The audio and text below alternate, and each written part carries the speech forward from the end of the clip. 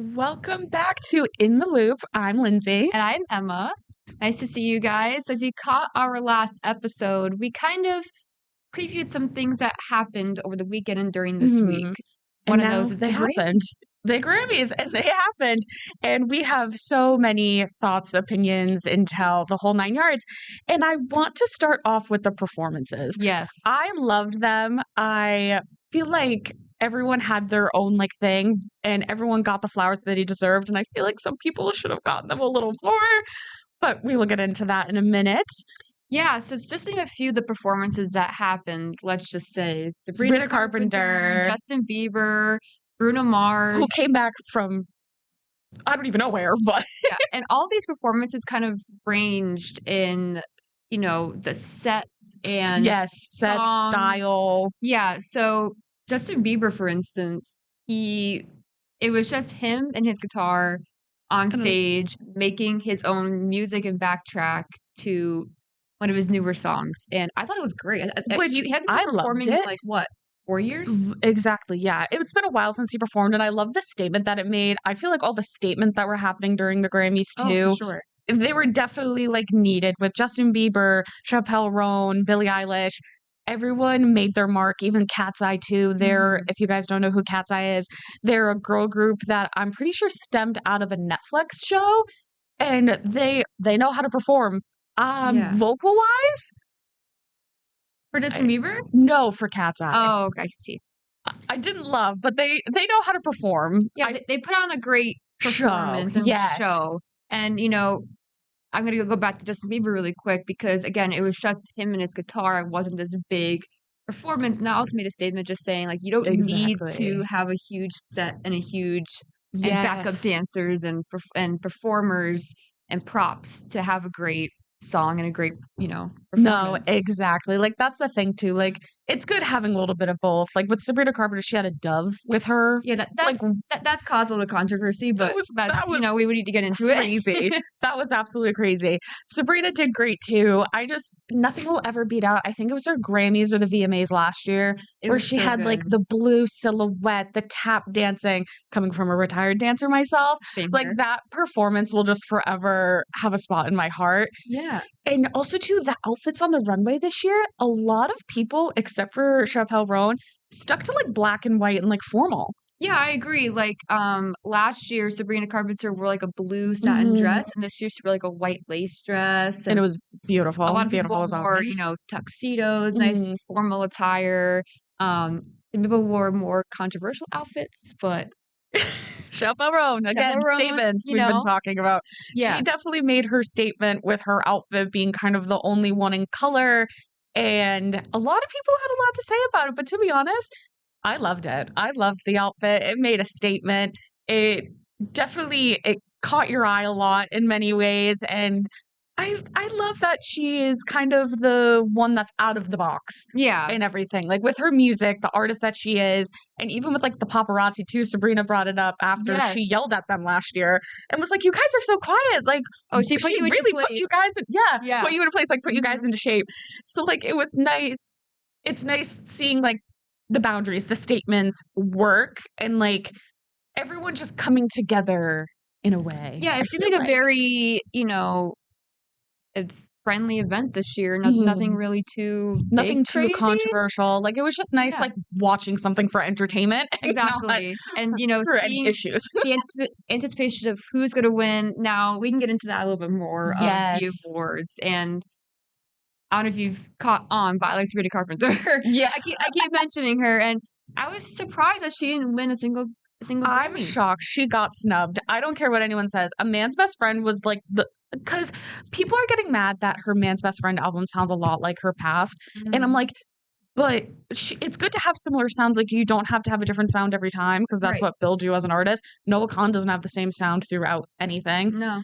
So it's just what? It's why that excuse in a way? Yeah, I don't necessarily agree. If it works and it's a hit, keep going. She's going to continue doing it. Keep going. I love that album, and I feel she was deserving of a Grammy, and I think she was in the same category as Billie Eilish. Is that what she won?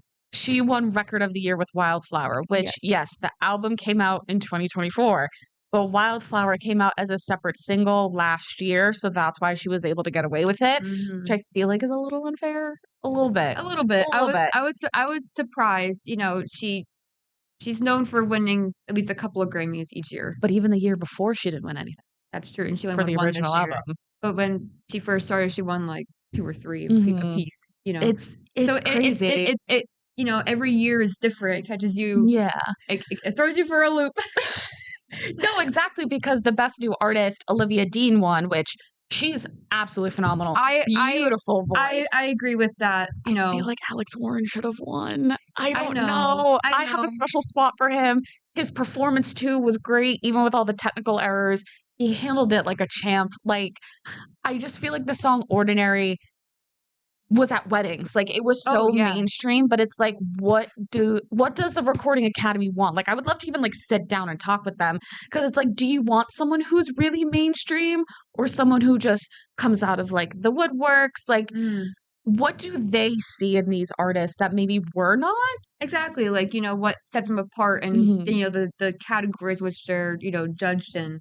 And, you know, he did get to perform at the Grammys, which is a huge accomplishment for him too. He never coming from TikTok to then performing at the Grammys. Same thing with Addison Rae too. It's mind-boggling, because you would think 4 years ago I saw these people on like an app, and now they're and they just started their career. And you know, I love Olivia Dean. I think her songs are great, so I was happy that she won. And you know, I loved everybody in that category, to be honest. In the new artist category, I was gonna be happy with anybody that won, to be honest. So. I'm ready to see who's next. I do think Tate McRae should have been nominated for Album of the Year, at least a nomination. Her statistics and levels were almost past Taylor Swift. So it's, again, do you want someone who's trending, or like what is the Recording Academy looking for? Because then Album of the Year also stirred up some drama and conversation with Bad Bunny winning the first album that's all ever in Spanish, which I don't understand a thing personally, but I know a vibe. It's a jam. It's like a vibe. It's a you know, album that you can definitely, you know, jam to with your girls and groove, and like very summery, very you know, going I want to go to the beach somewhere. Yeah, very much so. But it's kind of, you know, him winning has kind of gravitated more attention to the Super Bowl. The Super Bowl, yes. That is coming out. That is this Sunday with his Super Bowl show. Are you watching it? Oh, absolutely. I'm watching it because now I'm hearing that there's a couple of artists that might be going on with him. Yeah. Shakira, Young Miko, who she is an LGBTQ Spanish artist who I love dearly. Yeah. And I'm ready to see it. I love seeing how the production comes together, like what it means, and like how the camera work's going to happen. And like maybe that's just because of the job field that we work in, and we focus on those things and not a lot of other people. But I'm excited to see how that comes together. And definitely the halftime show gets bigger and better every year. Kendrick Lamar did a great job last year, and he won 2 Grammys. He won 2 Grammys this year for his albums, and I'm just excited to see that. The commercials, we'll definitely give a review next week after we watch Super Bowl of what we thought about some of the commercials in the halftime show. Somebody for Coca-Cola and the polar bear, I think. Yeah, and Lady Gaga is supposedly doing a cover of Be My Neighbor from Mr. Rogers. So I'm ready. I'm kind of curious to see that. So maybe we'll take a quick break, and then next we'll talk about some upcoming shows and movies. On Netflix, especially Bridgerton. Get ready for that discussion. But you can watch the Super Bowl right here on 22 News. Yes. All right, we'll be right back. We'll be right back.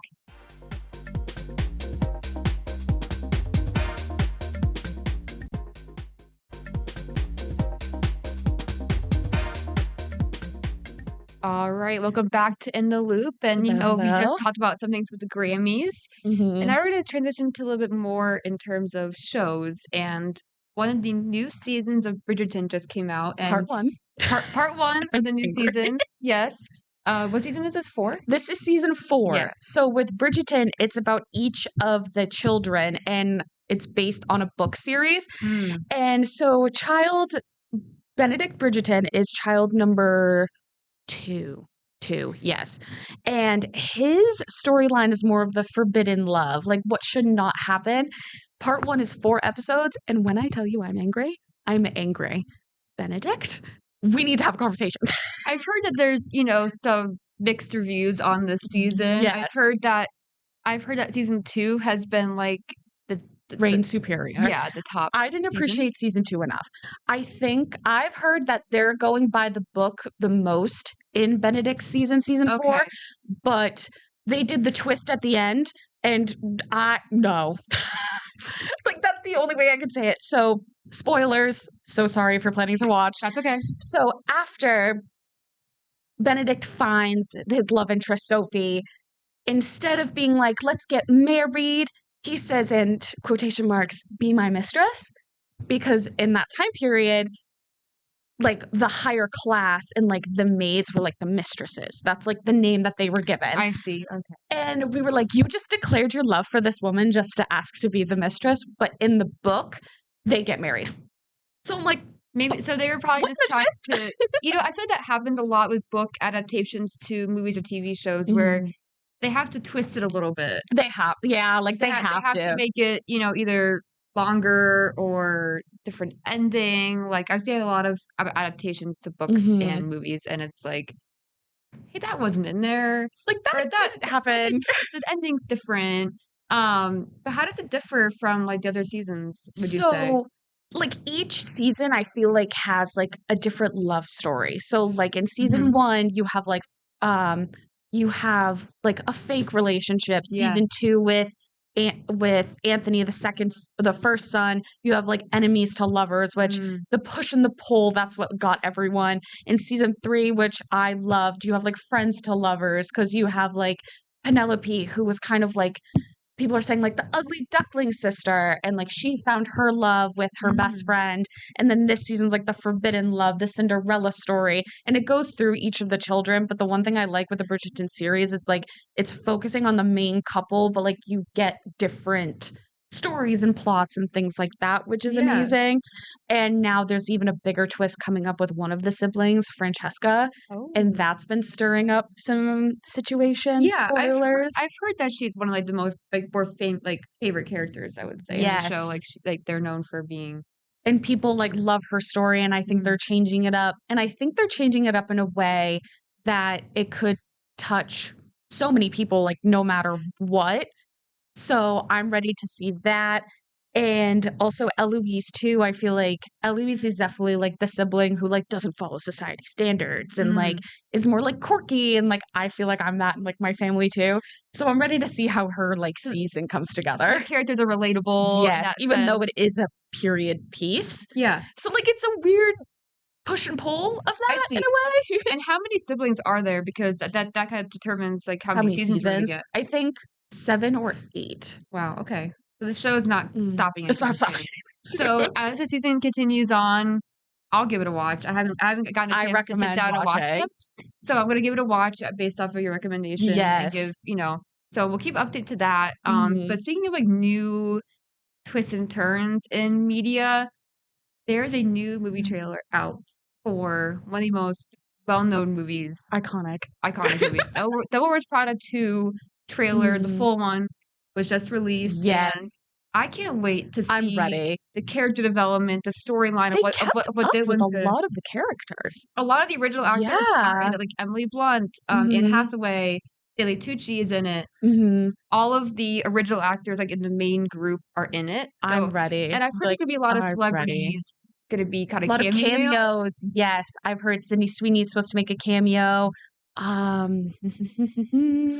think Sydney Sweeney's the only, like, 100% one that I know about. But I'm sure there'll be others, so I can't wait to see, because I don't know if you've seen the original movie, but it's, full of fashion, like, the drama. Fashion industry, New York City. Isn't it New York City? Yes. Yeah, it's that. Yeah. And I love. I'm just a city girl at heart. Me too. I love all, like, the city, like, settings where it's like a girl chasing her dreams, like, and Emily in Paris, where she goes to, like, Rome and Italy. Nope, hold on, Rome, Paris. She goes to, I think, somewhere else too. I have to go back into my mind and try to remember that. But I'm just excited to see where, like, the storyline is. And, like, one of my favorite parts of the movie in the original was, like, the transformation like of Andy. Yes.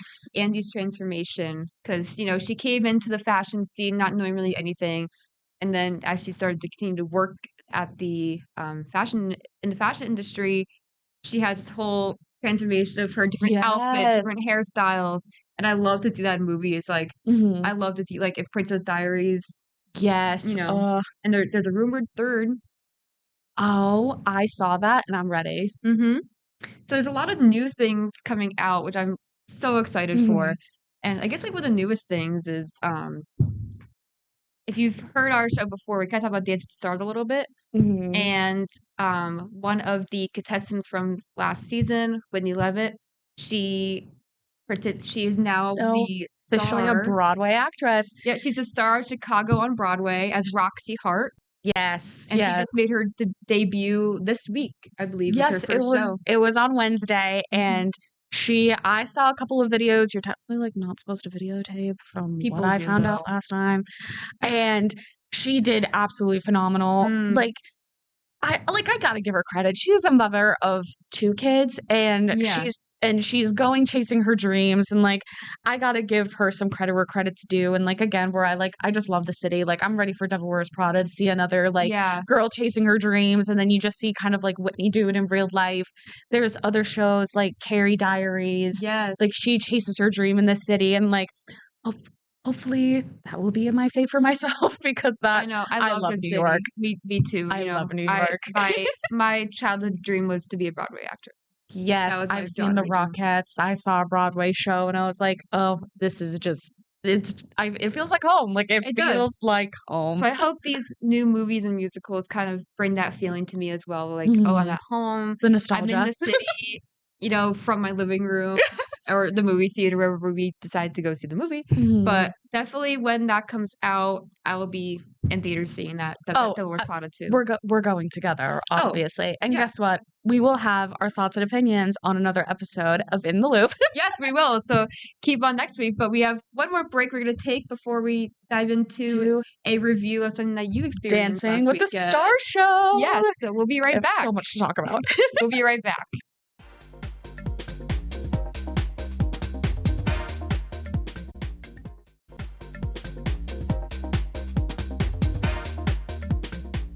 Hello, welcome back to In the Loop, and the topic I've been waiting to talk about. Yes, I know. I saw Dancing with the Stars at Mohegan Sun last week, and when I tell you, one of the best live performances of my life.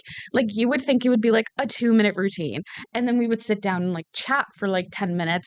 Like nope, they at least had 45-second to a minute dances going back and forth with each group of people for a solid 20 minutes. Really? And I'm like, how do you hold your breath that long? That's crazy. I could barely do a 3-minute routine. I know. Never mind 5. It may not seem like it, but 3 minutes is a long time. It's a long time. Dance. Like again, we're both former dancers. Yeah, so I understand that. It's a long time. A long time. The costumes were absolutely beautiful. They had like a theme for each one. One of the dances has actually gone really viral on TikTok in two ways, kind of. So one of the times the dance in general did, it was to "We Can't Be Friends" by Ariana Grande. Yes. with Brandon. He's a pro and a trope. Her name's Haley. She's probably going to end up being a pro by next season. She was absolutely phenomenal. So people were just talking about the dance in general. And then another time it went viral is because her costume got like stuck on Brandon.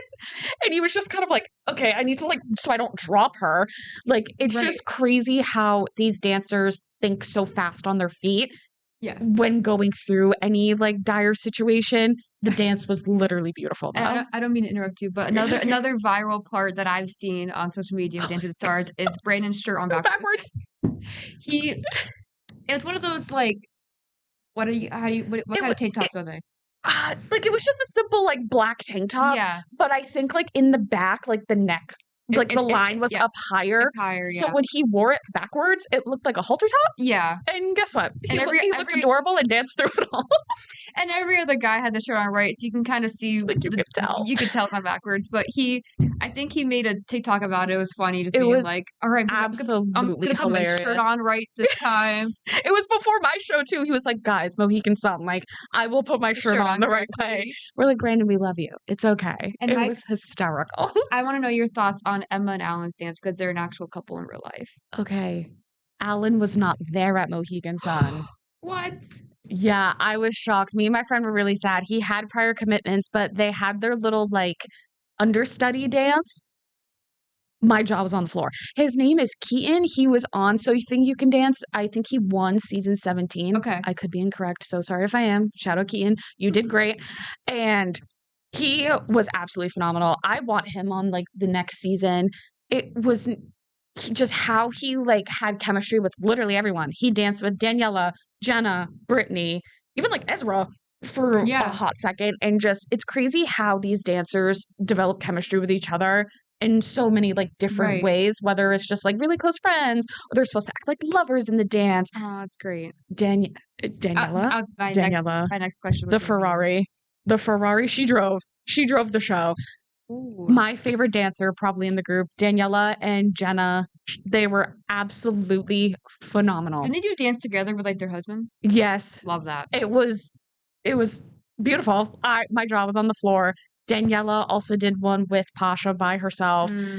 I love that there's couples on the show. Yes. I do. Daniela and Val even did a dance together, and then Jenna and Pasha did, like, an Argentine tango. That's great. The girl was flipping up in the air, and I felt like Pasha was holding her by, like, just her arms. And I was like, how do you make your legs do that? Well, I'm so glad you had a great time. It was absolutely the best. I think I sent you a link, and I was like, this show's happening.